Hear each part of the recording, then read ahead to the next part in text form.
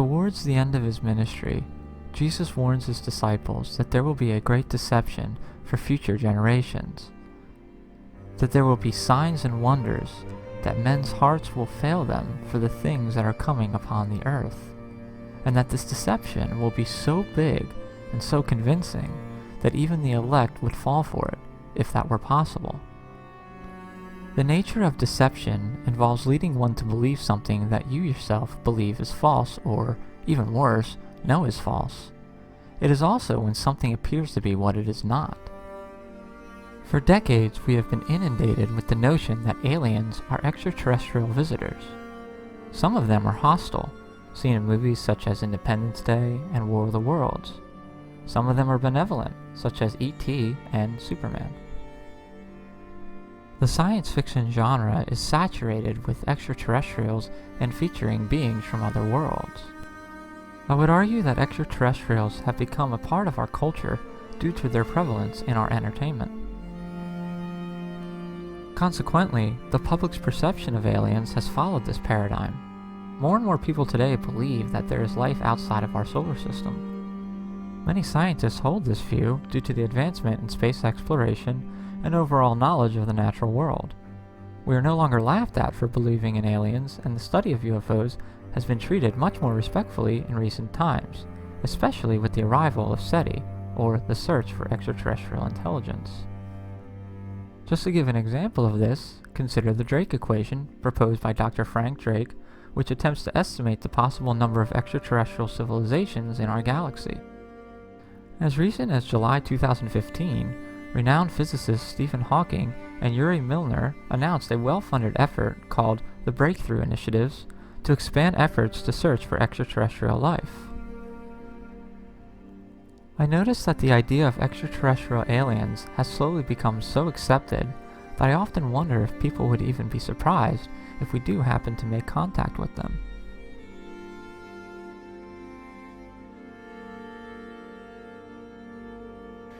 That I think currently dominate the culture in terms of people who are interested in UFOs. And if you look at them, they dominate the culture. The culture is a combination of materialist and materialist paganized belief systems. They appear like they're at odds, but they're not. If any of you follow sort of current theoretical physics or metaphysics, there's a lot of talk now among the mainstream scientific community in terms of physics, how everything got here. That is very mystical. And that's not actually new. I mean, it's new in terms of how it's filtered down to the popular culture. But for a long time, this whole idea of that the Earth or the universe is a living organism. It's sort of the Gaia hypothesis on steroids, okay? That the universe itself is a living organism. And it came about because it was always there. It produced itself in some mystical, scientists won't use the word mystical, but they'll try to justify it in terms of quantum physics and things like this. You start seeing a blurring of the lines between these two. At the bottom here, I think the two will be united, and really already are, except for the empirical gap, where spirituality is shown to be entirely natural or material. And this is where I think the ET issue is critical. Because if ET displaces, if it can consistently and coherently displace what we think of as the spiritual, if the natural displaces the spiritual, okay, natural beings, they had to evolve somehow. They're beings that can live and die and all that sort of stuff. If that idea, let's say we were to actually get disclosure that there really are extraterrestrials, it's assumed that they would be so superior that they get elevated to deity status. When that begins to happen, when that idea takes hold, and I don't think you need a flying saucer to land on the White House lawn for that to happen. I think it'd be very simple to trigger this. But once that happens, the materialists are satisfied because, well, yeah, they are gods, but they're the product of evolution. They're technological beings. They're dependent on their technology. We can learn from them. Maybe we can be like them someday. We don't need God. We have them. And you can get the physicalists under the umbrella too, and the physicalists will pipe up and say, yeah, they've been here a long time too, and they're responsible for all that religious stuff. And the materialists would say, well, we used to think you were kooky. But you know what? Now that we're looking at an extraterrestrial, or NASA has admitted that there are extraterrestrials, or NASA has admitted the idea that there really are sort of advanced life forms out there. So that's all you need. Because mentally, people will extrapolate for you. The culture's already prepped through mass media, through decades of exposure to this. They're already prepped to hear the magic words, a couple missions back, we found something that, we thought it was microbial, and it was microbial life. And then we looked a little bit more, we made a few more missions, and sure enough, we're seeing advanced life forms in terms of cellular development, multicellular things, and even things that we would be able to here on Earth to pick up and look at with our hands. And, that's all that needs to be said, because the culture is so in-tuned to believe in random, purposeless, Darwinism, and the idea that this is how life gets here, this is how advanced life gets here, that all of these groups can coexist very nicely if the idea, just the idea, is affirmed in the mainstream. That's all you need. Taking on the UFO phenomenon is not an easy task. When researching this subject, you need to weed your way through a lot of foolishness, hoaxes, and disinformation. As I continue to research and study this phenomenon, it becomes more and more clear that the extraterrestrial hypothesis for the UFO phenomenon is an insufficient explanation. Now, I'm not saying that extraterrestrials don't exist. I simply have come to the conclusion that the UFO phenomenon cannot be explained simply by saying that they're extraterrestrial visitors. We generally connect the occupants of UFOs to extraterrestrials that have traveled from a faraway galaxy or star system. I believe that this is reasonable given how overwhelmingly indoctrinated we are, from a cultural standpoint, to accept this notion. The evidence that we do have for UFOs seems to point away from the extraterrestrial view. This is the view that they are beings from another galaxy traveling in physical crafts. If we propose that this phenomenon is of extraterrestrial origin, we have seemingly insurmountable problems to deal with. The sheer size of the universe presents our first problem. Alpha Centauri, the closest star second to our Sun, is about 24 trillion miles away. It takes about 4 years for light to travel from this star to the Earth. If it were a round trip, we can conclude it would take 8 years traveling at light speed to cover 48 trillion miles. Now, thinking conservatively, the closest galaxy to us is the Canis Major Dwarf Galaxy. This galaxy is 25,000 light years away. If we multiply 25,000 times 6 trillion, which is a light year, we would get 150 quadrillion miles. That's only a one-way trip at the speed of light, which is about 186,282 miles per second. Traveling at the speed of light is, of course, a whole nother problem. Frank Drake points out that to even send a spacecraft the size of a small airliner at 1/10 the speed of light requires as much energy as the US now produces in more than 100 years. Traveling at even close to light speed also has the problem of space-dust collision. At relativistic speeds, even a collision with a particle of a few grams would result in the complete implosion of the craft. Some other problems for this type of space travel would be the exposure to gamma rays. Traveling at light speed would potentially shift visible light to the wavelength of gamma and X-rays. Protecting space travelers at such speeds from gamma rays would be virtually impossible. Many scientists have pointed out that the enormous amounts of energy required to propel a mass at the speed of light should be observed years before it even arrives. In other words, we would see them coming long before they get here. Ultimately, traveling at light speed is practically impossible due to the problem of infinite mass.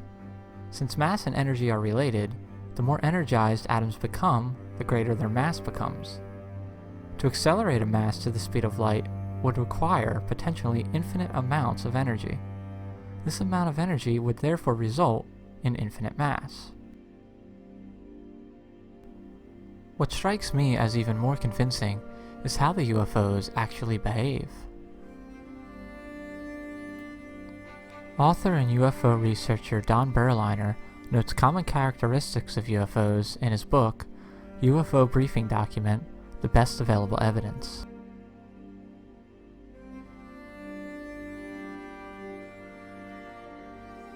He states, quote, UFOs generally appear in four main shapes: the disc or saucer, the enormous triangle, the cylinder, and the sphere. They often exhibit brilliant luminosity, illuminating the terrain beneath and shooting out beams of light. These beams are sometimes truncated. There is often a pulsation of a full spectrum of colors. Frequently, they are surrounded by vapor, sometimes appearing in cloud-like lenticular forms. Often, the objects are domed, have portholes, and have a metallic-looking, shiny, lightly colored surface. He continues, quote, the behavior patterns of UFOs varies. Often, there is a prolonged hovering, which is almost motionless, followed by an extreme acceleration, which is frequently straight upwards. Another familiar flight pattern is an erratic, non-linear, non-smooth, zigzagging, darting motion. Sometimes the vehicles seem to flip end over end, or to stand upright in flight, or to fall like leaves. They are able to make very sudden, right-angle turns at enormous velocities. They exhibit supersonic speed with no sonic boom. In fact, there is rarely any sound, sometimes just a high-frequency, low-volume humming sound. He further emphasizes the speed, extreme acceleration, extreme maneuverability, and silent hovering of UFOs, stating, quote, UFOs have been tracked on military radar traveling silently at several thousand miles per hour well within the Earth's atmosphere. An airplane attempting this would create an inescapable sonic boom before melting from friction with the air. Airplanes do not visibly accelerate in the air, though they show generally impressive acceleration during takeoff. Drag racing cars and motorcycles accelerate in a manner obvious to even the least experienced observer. In the case of UFOs, airline and military pilots have reported that they fly at the same speed as an airplane and then display acceleration common only to anti-missile missiles. Veteran pilots describe their observations with words like astounding and unbelievable. While airplanes can perform abrupt maneuvers, these are generally seen only in air shows.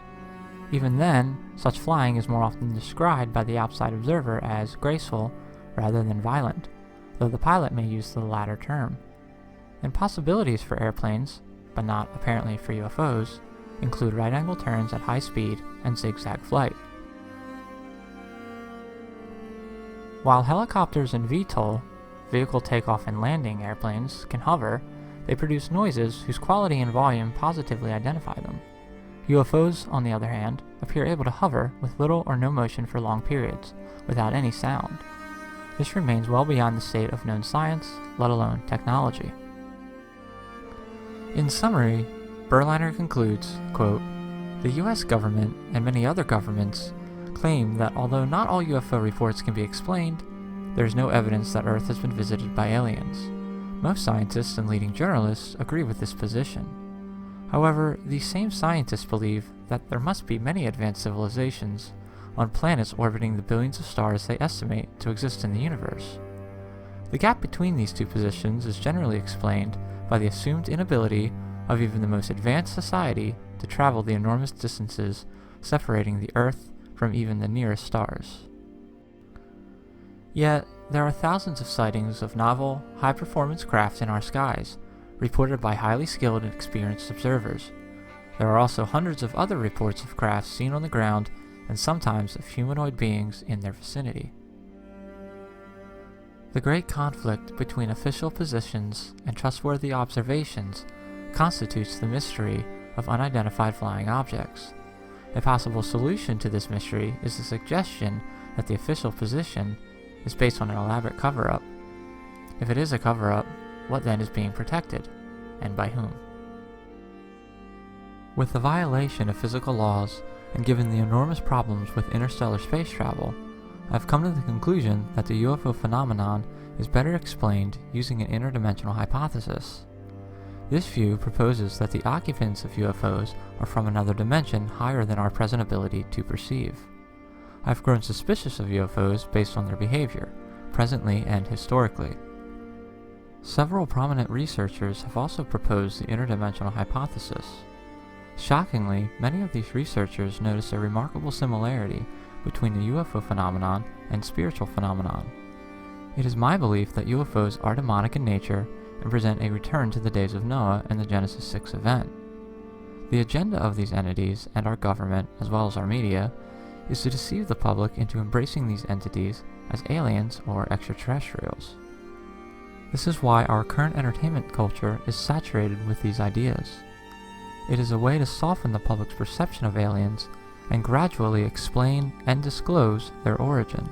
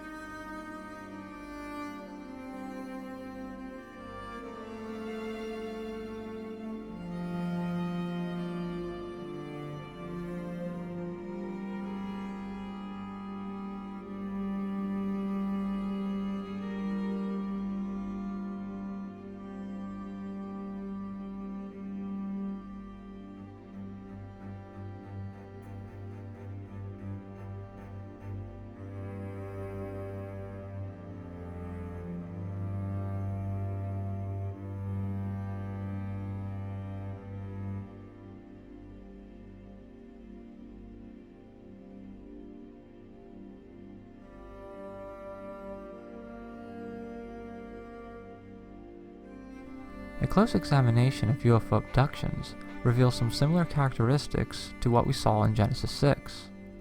In Genesis 6, we saw fallen angels attempting to create a hybrid being. Many are familiar with the movie Close Encounters. This phrase is actually a system of UFO classification created by J. Allen Hynek. Hynek acted as scientific advisor to UFO studies undertaken by the U.S. Air Force under 3 consecutive names: Project Sign, Project Grudge, and, most notably, Project Blue Book. Here are his original Close Encounter classifications.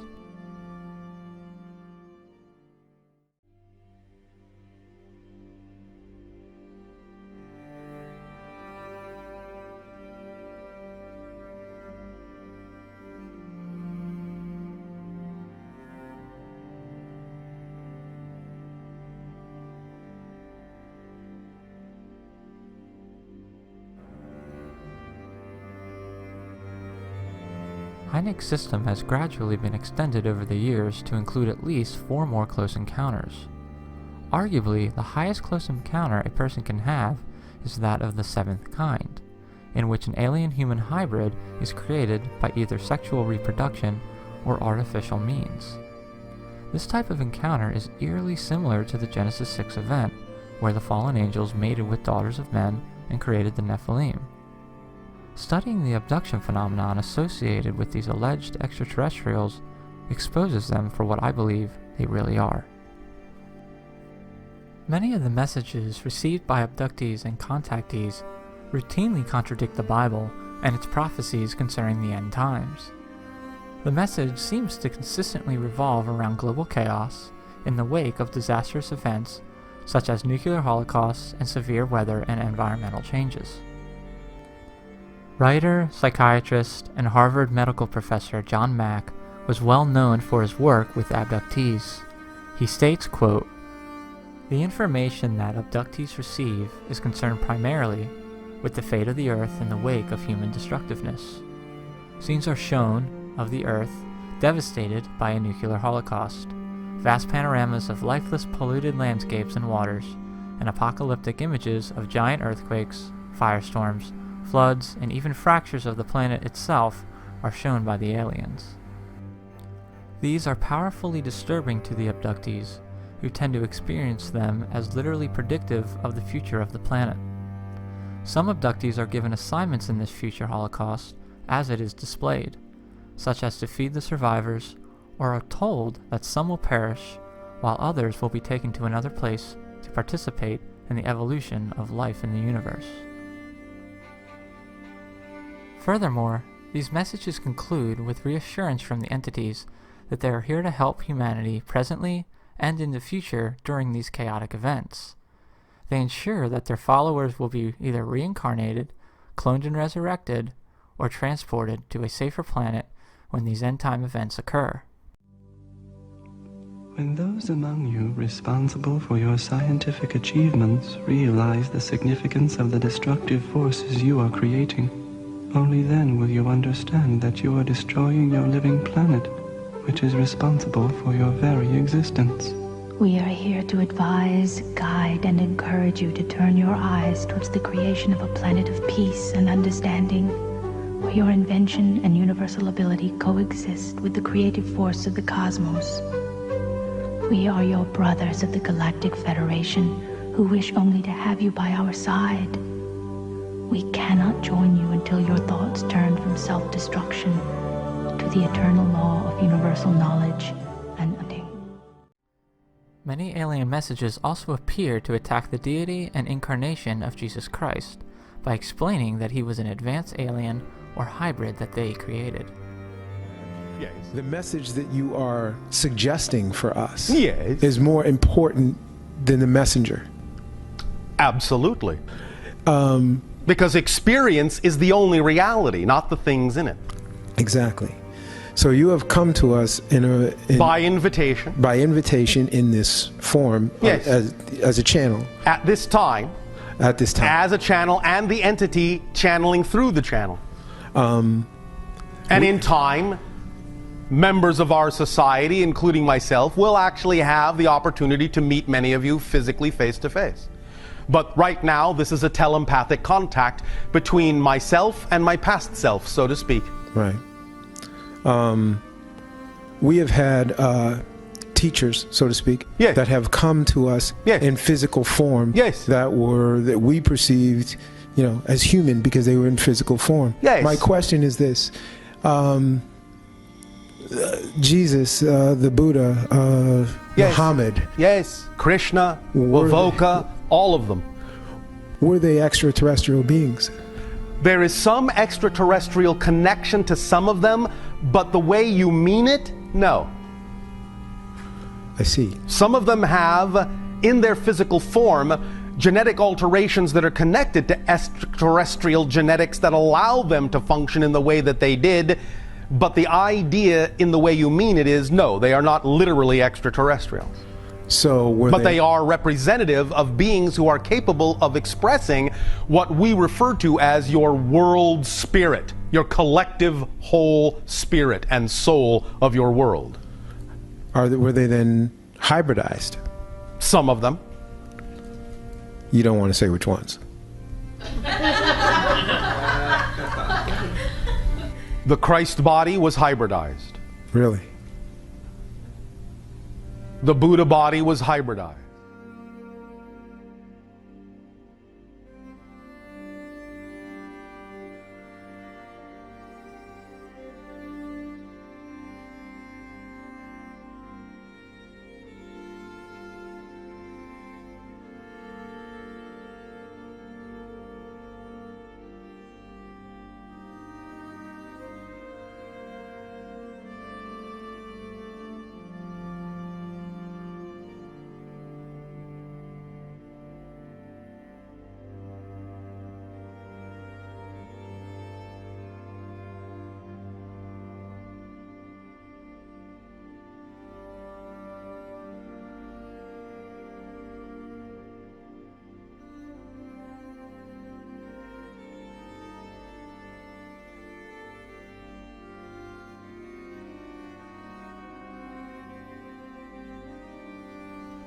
It may be that, and I have some evidence for this from the communications that the aliens have brought to the people that I work with, that those beings are very aware of this desertification of the planet, and they tell us, they show the people who've had these experiences these incredibly beautiful images of the planet, and it's, you know, like here at Norbalinka, you know, the flowers and the moss and the water, and then they show that juxtaposed with scenes of utter destruction, forests destroyed by acid rain, and rivers polluted where the fish won't live.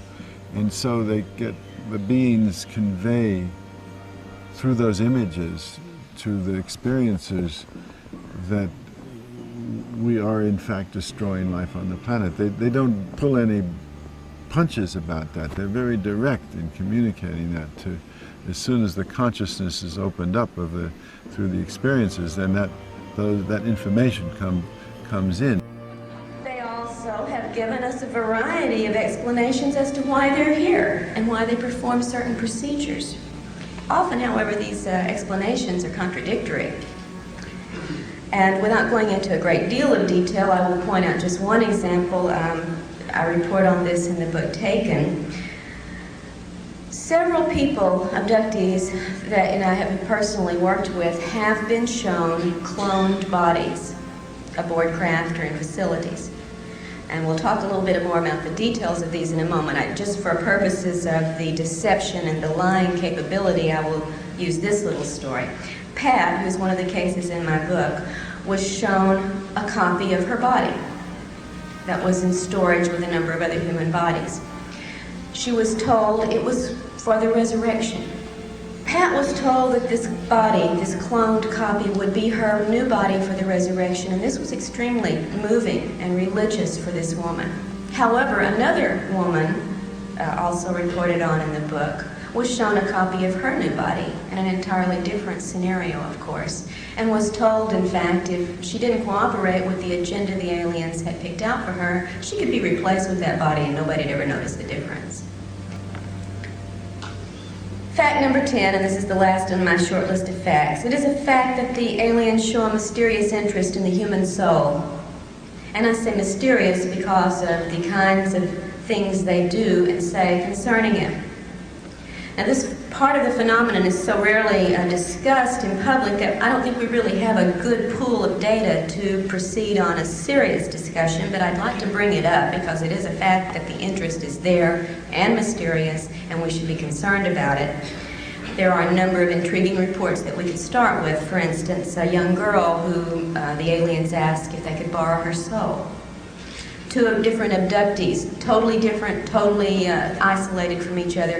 It happened to both come from the St. Louis area, both shown at the age of 5, a gigantic metallic spherical object somewhere in space, and we're told in essence it was the Soul Recycling Center.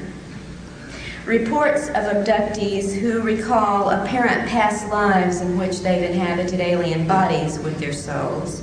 And even in one case, a man who watched as his young body was killed and his soul energy released, captured in a container, and taken to a new replacement body where it was reintroduced into the body through the technology of the little black box you might have heard about in some of these cases. We feel so helpless sometimes to affect any change in the abduction scenario that we forego focusing on the big questions and resign ourselves in effect to abductee therapy, which of course is necessary, but it's not abduction research. The point is not so much learning how to live with the situation as it is finding answers to the questions of who in truth these beings are, why they're here, what technology they possess that allows them to implant and control us, to clone our bodies, to harvest our energy and our physical material, and to find out what our government knows about this agenda and what it may be trying to do about it, and why part of that involves intimidating, surveilling, and even abducting abductees. I started out doing just sighting reports. Sighting reports happen when somebody sees something unusual that they would classify as unidentified in the sky. They'll usually make a call, whether it's Sheriff's Department, Fire Department, or the newspaper, and they want to share that information. Get somebody to take a look at it. Well, MUFON field investigators like myself make themselves available to take those calls so that we can follow up on the sighting reports and do an investigation of it, document the testimony of the eyewitnesses, and it goes to a database with the Mutual UFO Network that they've been compiling since 1969. In other words, here it is 40 years later, and they still don't have answers to this phenomenon. It's ongoing. People are seeing things. People are reporting things. MUFON and other researchers are documenting them. They still don't have answers of what we're dealing with, but they continue to investigate. And first 3 or 4 years into working with MUFON, we pretty much stayed geared to doing the sighting reports and following unidentified objects in the sky sighting reports. But as we had these monthly meetings, we started listening very closely to the people that were coming into these meetings because they had some neat stories to tell. And one of them that caught our attention in particular were the people that claimed that they were having abduction experiences. In other words, they were claiming that they had had contact with the entities that were supposedly powering these UFOs that we were trying to investigate. Well, it doesn't take much logic to figure out we're looking in the wrong place for answers. We're chasing lights in the sky, but we got people right here that are coming to the meetings that are actually having personal contact with these entities that are supposedly piloting these lights in the sky. So I talked to my other researchers working under me and I said, guys, I think we need to move our focus if we're going to try and find out what the answers are to this phenomenon. So as we started looking into the abduction research, the one thing I noticed talking to the abduction experiencers is they were very traumatized. Their lives were turned upside down. You saw that in the video of that family. They weren't having a good time, okay? These people come into these meetings realizing that we were MUFON investigators. A lot of times they were coming there looking for help. They thought we had the answers. We didn't have the answers. Abduction research was in its infancy when I started. There were some major researchers that had been working in it for some years, but not very many at the time. The one thing we did not want to do was more harm to these people by working with them, by taking their stories and listening to what they had to say. It's one thing we did not want to do was cause more problems. So we figured we better educate ourselves to the best of our ability in the abduction experience. So we took all the books, all the videos, conference lectures, tapes that we could get our hands on of the leading researchers in the field in alien abduction at the time. And you saw some of those up here in Guy's presentation. We consumed their work. so that we could get ourselves to the point that we felt comfortable that we could work with these abduction experiencers and not cause any harm. As we worked with these experiencers and started interviewing them and documenting their case testimonies, we were seeing exactly the same thing that the other researchers are seeing. All of the effects that these people locally that we were talking to, same thing that they were seeing nationwide, if not worldwide, from other experiencers. Same symptoms, same stories, most resembled each other, same stuff you've seen on TV. Bill's experience took place in Christmas, Florida, 1976. His abduction started out typically late at night, in bed. Earlier in the evening, he saw some anomalous lights through his living room window over a forest north of his house. He assumed it was a police helicopter searching for drug runners or something. Whatever it was, it agitated his dogs for several hours thereafter. He eventually went to bed. He was lying in bed, kept wide awake by barking dogs, when paralysis set in. This is something we hear about the experiencers. First sensation they get is they start to feel this paralysis. He was unable to cry out. He could see nothing but a whitish gray, like a mist or fog, although he sensed someone or something was in his room. His wife didn't waken. The next thing he knew, he was being levitated above his bed. Then he had the sensation he was being suspended by what felt like a pole inserted into his rectum. By this time, he was alive with terror, but he couldn't scream. I said, "Jesus, Jesus, help me," or "Jesus, Jesus, Jesus." When I did, there was a feeling or a sound or something that either my words that I had thought or the words that I had tried to say or whatever had hurt whatever was holding me up in the air on this pole. And I felt like it was withdrawn and I fell. I hit the bed because it was like I was thrown back in bed. I really can't tell, but when I did, my wife woke up and asked why I was jumping on the bed.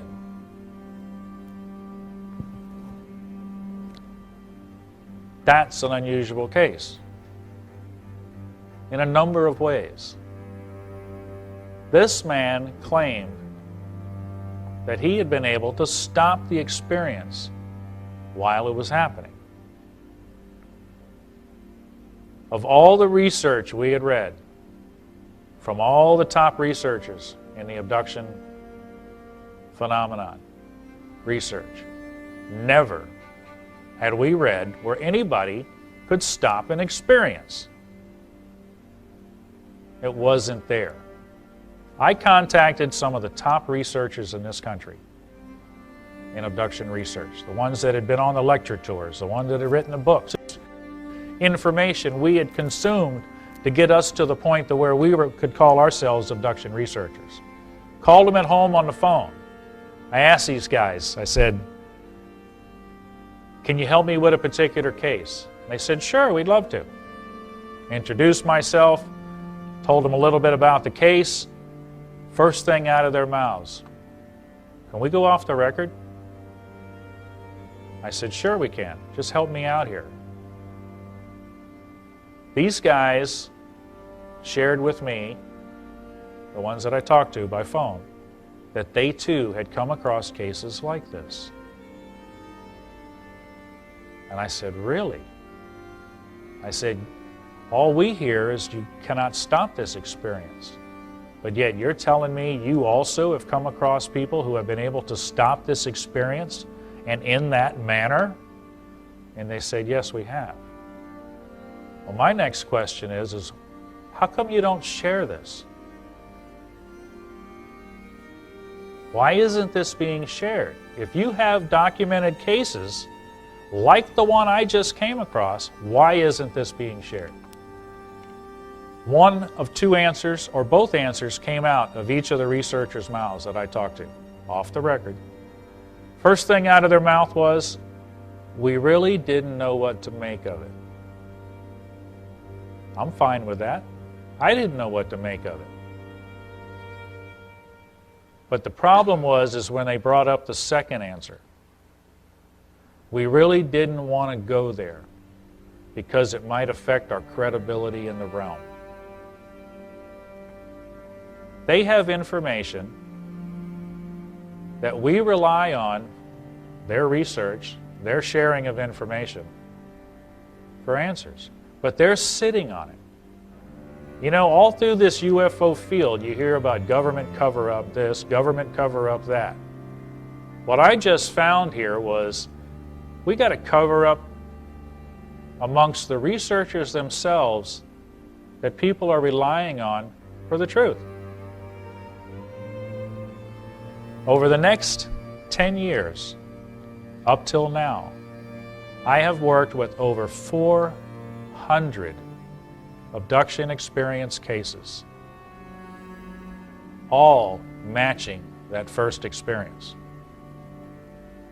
That they've been able to stop the experience by calling out in the name and authority of Jesus Christ.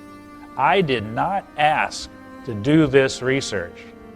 I did not ask for this piece of the puzzle. The war against the Messianic This line happened to be the one I was continues dealt. throughout the Old Testament. I had no idea Next, we will examine the birth of it a would nation get this big. and continue to trace the satanic I still war have with Israel. cases coming in